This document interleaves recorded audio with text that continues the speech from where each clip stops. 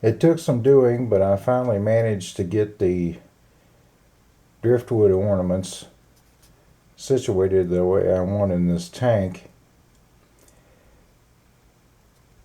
The mother piece is a large piece that I've used before. It's very difficult to find a piece of Mopani driftwood tall enough to hide the intake of the hang on the back filter. So what I've had to do, again as I did in the 20 tall tank, is prop the ornaments up on plastic lids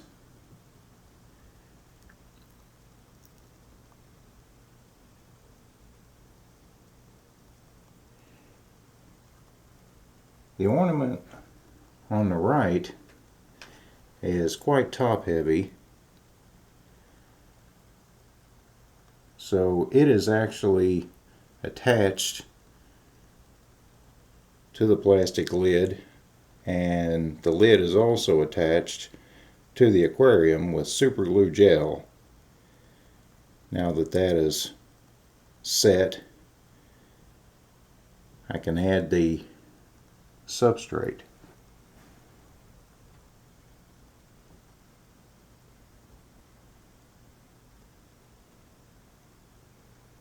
The first step was to add black diamond blasting grit to the perimeter of the tank so that none of the potting soil will be visible when I place it in the center. Compost, which is horse manure that's been ground and baked. Having been processed like that, it's not too objectionable. It just smells like dirt.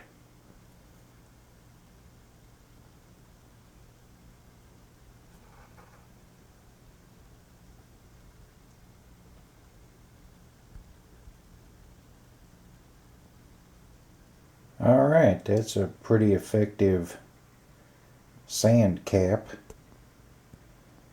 with the blasting grit.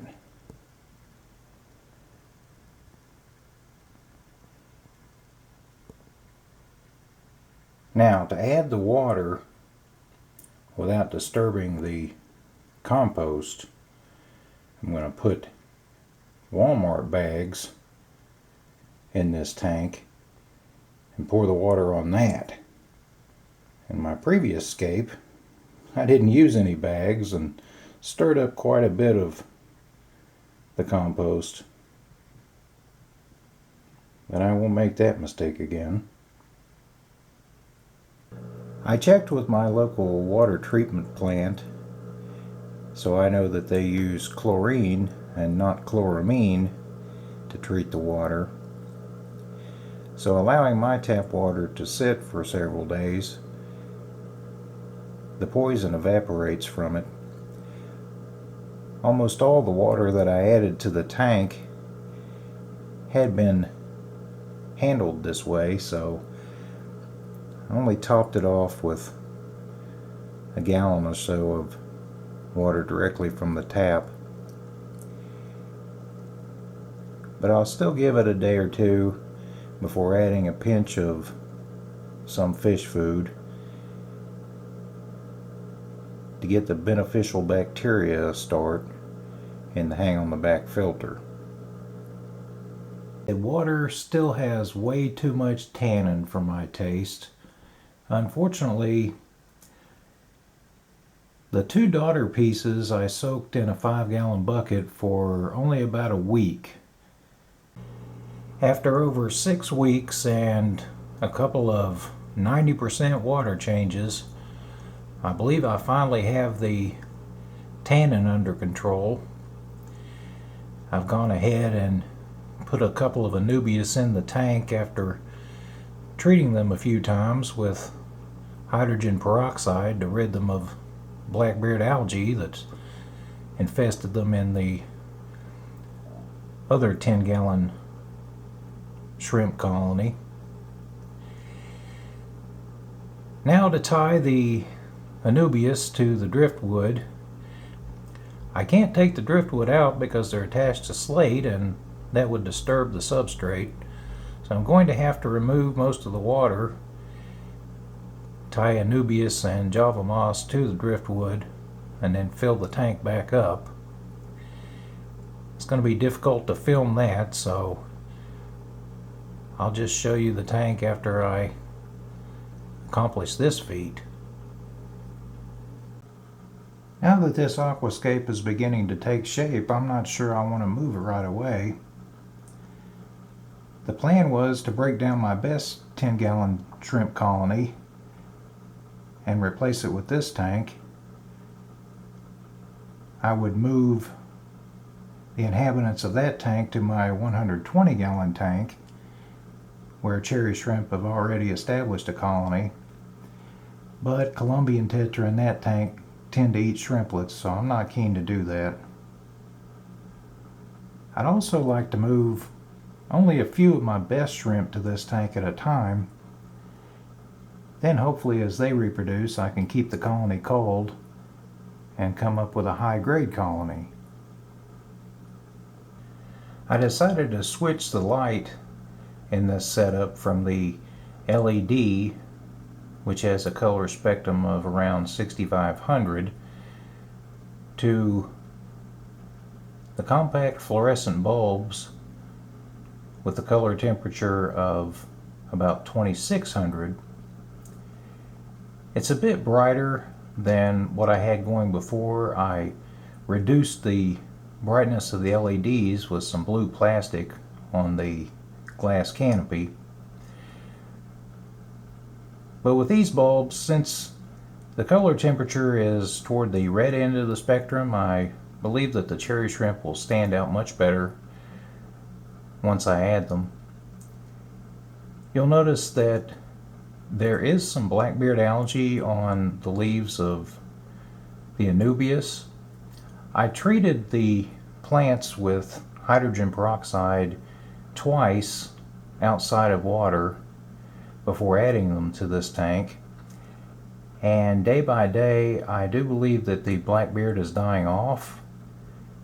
I wanted to give it a few more days and see what happens. Shrimp might actually enjoy devouring it if it's actually dead. Alternately, I can simply snip the most highly infested leaves off of the plants.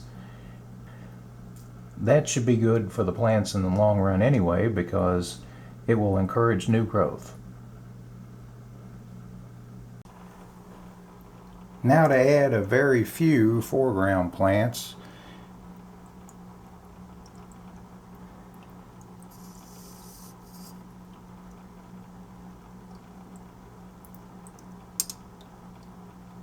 This is pennywort.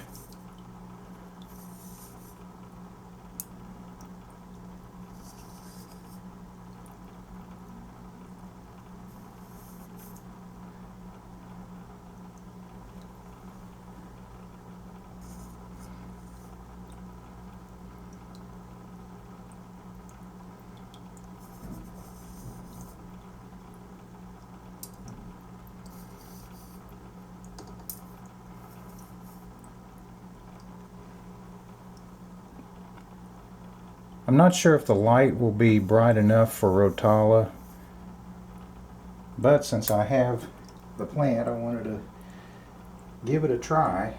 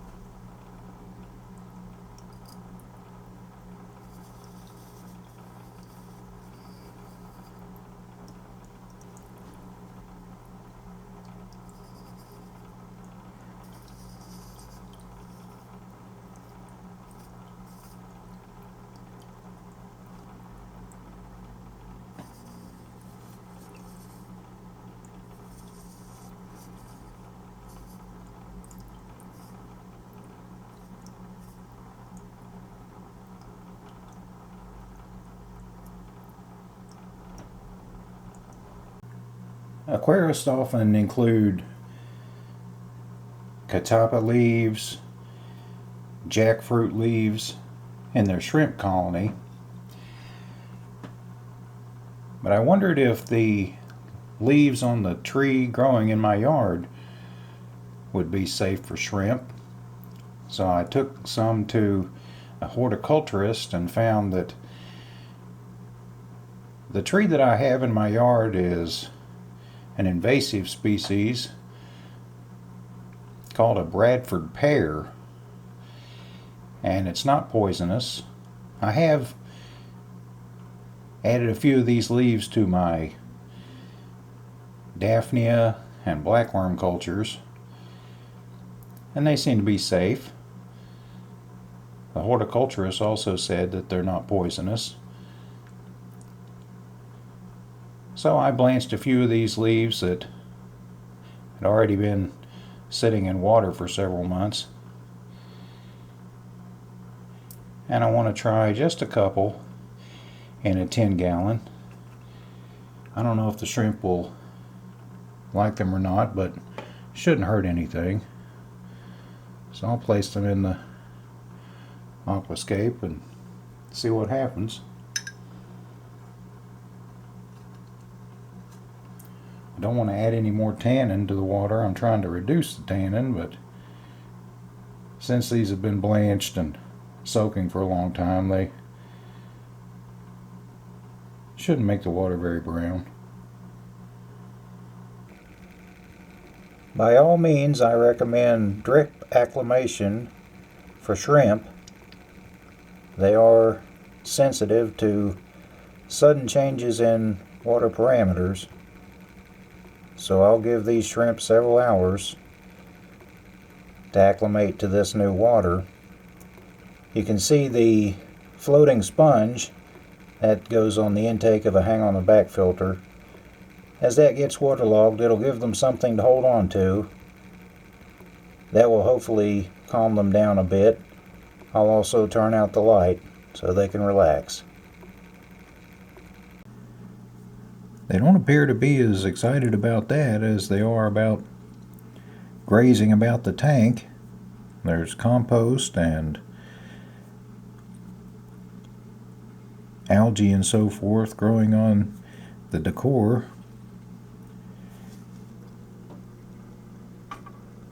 There's a few shrimp on that driftwood there.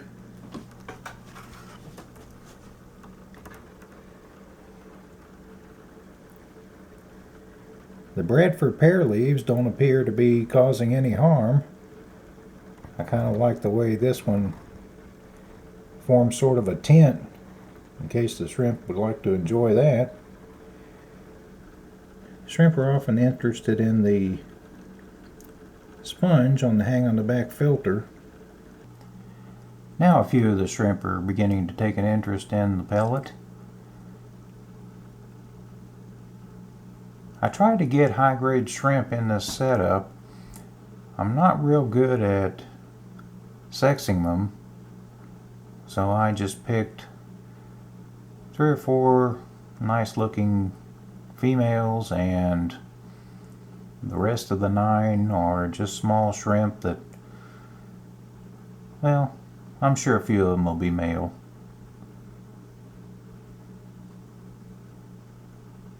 I want to do a water change and clean off the glass.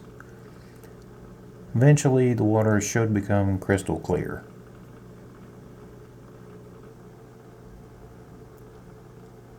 "24 hours later, is it any clearer?" Maybe a little bit. Originally I had planned on moving this tank once I got it aquascaped. Having a tank in my bedroom with animals, I have to be careful turning on lamps in the middle of the night. I don't want to disturb the inhabitants.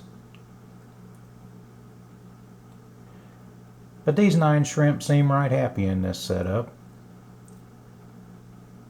I just might keep it in here for a while.